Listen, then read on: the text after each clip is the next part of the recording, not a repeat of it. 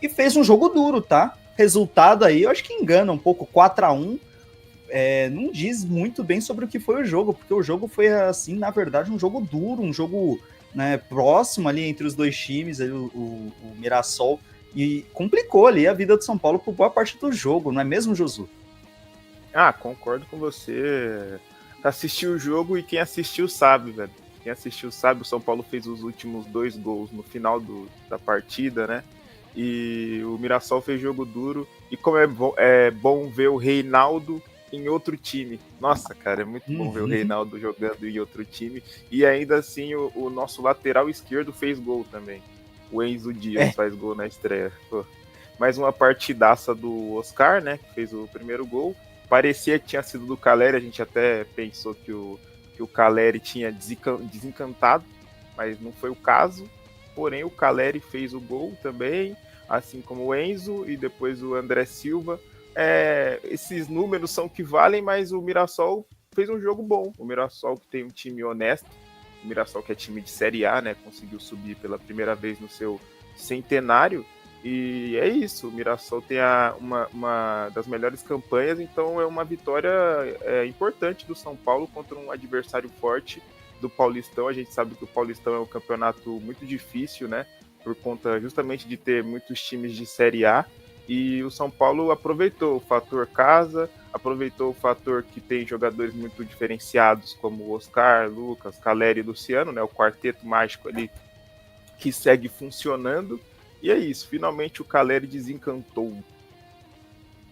É isso aí, finalmente, né? Quanto tempo aí já fazia que o Caleri não fazia gol? 4 meses, caramba. 4 meses. Você lembra qual... Nossa, mano, muito tempo. Eu acho que foi contra Caleri... o Botafogo, não lembro, na Libertadores, talvez.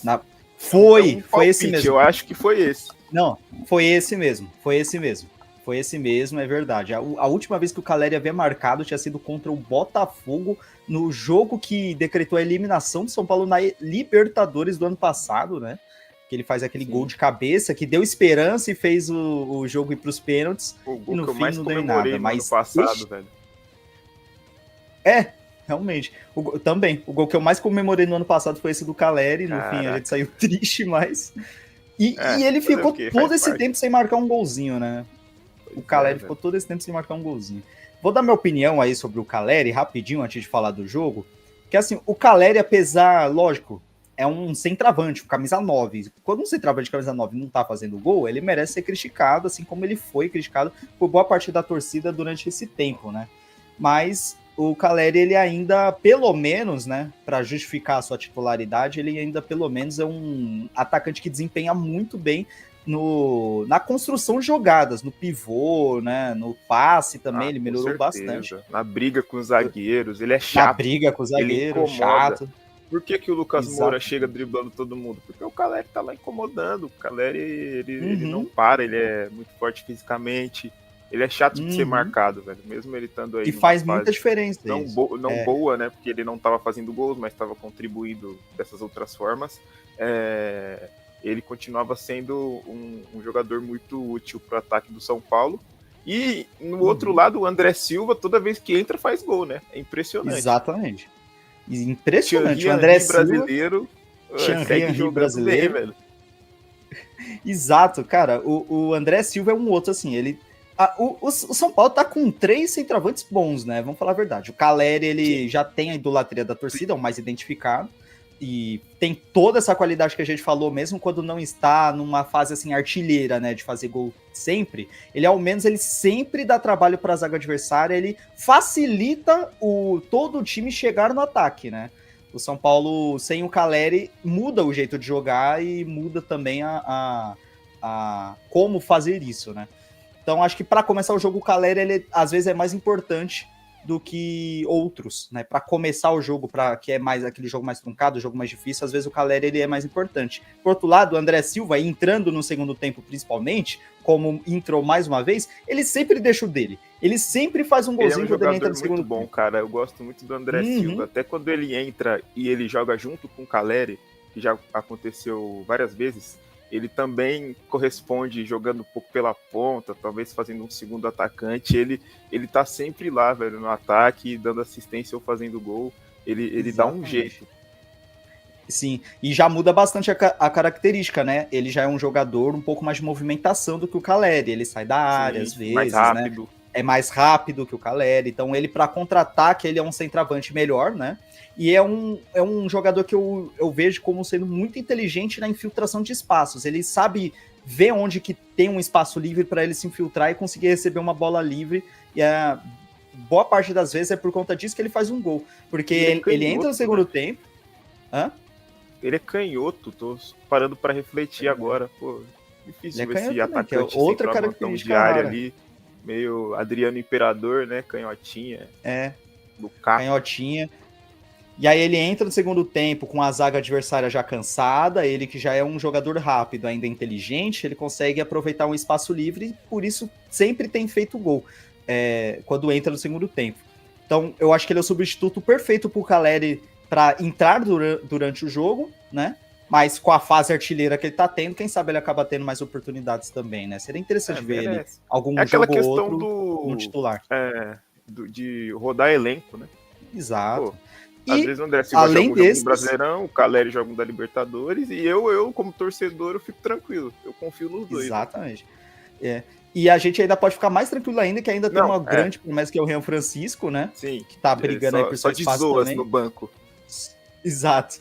Ficou aí no banco, né? Até o finalzinho.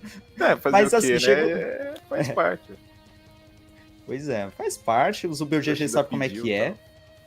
A torcida pediu pelo Rian Francisco para que ele entrasse, né? Porque era justamente o momento que o Mirassol tava melhor no jogo. Vou já transitar aqui, né? Para falar do jogo mesmo, como é que foi, né? O primeiro tempo, um domínio total de São Paulo ali, pelo menos naquele início de jogo, o São Paulo chegando mais e ficando com a bola ali. Só que o Mirassol ele é um time que você vê, é um time que é muito bem postado, né? Ele não se expõe muito. É um time que eu tô vendo que taticamente ele é muito bem. Ele joga muito bem, né? Pela experiência dos atletas, se você reparar.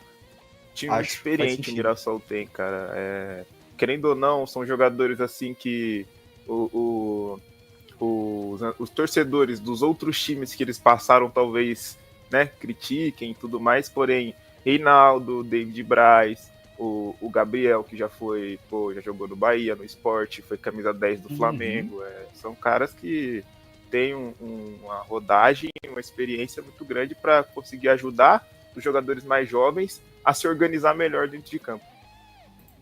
Exatamente. Em todas as posições tem pelo menos um jogador experiente, né?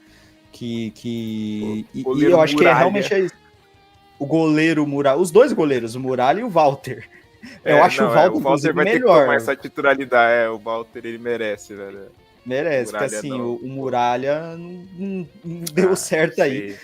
Foi mal. Eu acho que esse é um dos principais motivos, que olha, se levar em conta a quantidade de vezes que cada um dos times chegou, o Mirassol ele chegou em finalizações tanto quanto o São Paulo, talvez até mais ali. Porque, vamos lá, né, voltando à cronologia do que aconteceu no jogo, o São Paulo começou melhor, mas o Mirassol bem postado estava evitando ali se expor demais. Acabou tomando o gol numa jogada muito inteligente do Oscar, né? E aí o Oscar levanta na área, o Caleri tentou desviar, não conseguiu encostar na bola, mas enfim, só a presença do Caleri ali já tirou os zagueiros da bola, e a bola vai direto e entra no gol, um lance que para mim também foi falha ali do Muralha. Golaço do Oscar.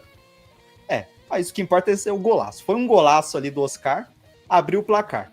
Mirassol, depois que toma o gol, ele fica ali, já volta ligado pro jogo e consegue, né, trabalhando ali, consegue um empate. Né? Um vacilo uma falha da defesa do São Paulo, né? Exato, total, uma falha gigantesca aí da falha. Viu, foi uma baita falha e o Mirassol soube aproveitar a falha.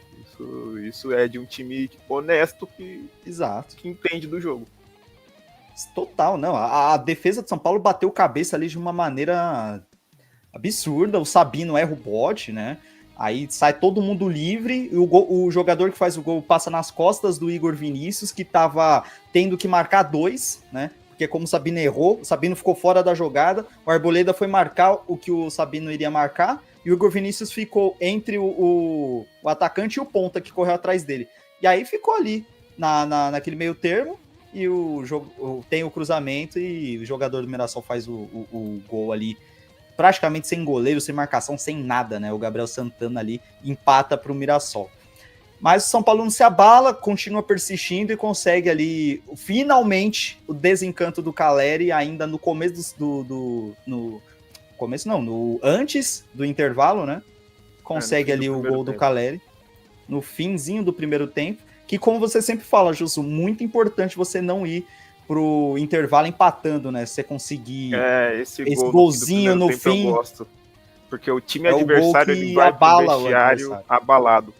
Vai 100% abalado. Pô, poderia não ter tomado um gol de falta de atenção, né? Querendo ou não. Os dois times ali já cansados. E o Caleri fez, né? Caleri fez. E assim, abala o time adversário, mas pelo menos na teoria. Porque o Mirassol não parece que não se abalou tanto. Porque sim. Voltou no segundo tempo o completo oposto. O Mirassol simplesmente dominou o começo do segundo tempo ali. Tava realmente dominando o São Paulo em pleno Morumbi, mesmo perdendo por 2-1. Mirassol encaixou ali umas 2 ou 3 chances de fazer o gol de empate ali em sequência ali praticamente, incluindo ali o Miraculous do Rafael. Cara, o Rafael é demais. Caraca, aquele lance foi demais. Não, eu acho que tava impedido, né? Mas não tava. Não tava, ia ser gol mesmo. Não tava. Ia ser, porque a defesa do São Paulo tentou fazer ali uma linha de impedimento, né? Todo mundo foi pra frente para deixar o cara impedido, só que o Enzo Dias vacilou ali em cima. No replay, e todo mundo pode pegar lá pra ver que o Enzo Dias ele ficou atrás, dando condição pro jogador ali do Mirassol que ficou ali em posição legal e completamente livre, sai na cara do Rafael, o Rafael bloqueia, o chute passa por baixo do Rafael, sobe e bate no travessão. Então, ele é sensacional, ele é um goleiro com aura, eu até falei no grupo, o goleiro com aura. O tanto de vezes que ele defende, a bola bate na trave, é brincadeira. E aí você pensa, tem goleiro que bate na trave e volta nas costas dele, bate na trave, é rebote, é gol. O Rafael não, ele defende, bate na trave e sai, a bola sai. Ela fala, não vou entrar. Isso ele tem algo. O Rafael, ele tem algo. E bom, e aí o São Paulo conseguiu manter a vantagem no placar, vou falar a verdade, com mais sorte do que juízo, porque tava tomando um amasso. Tomando um amasso ali do Mirassol. Sem o Alan Franco, vamos falar a verdade.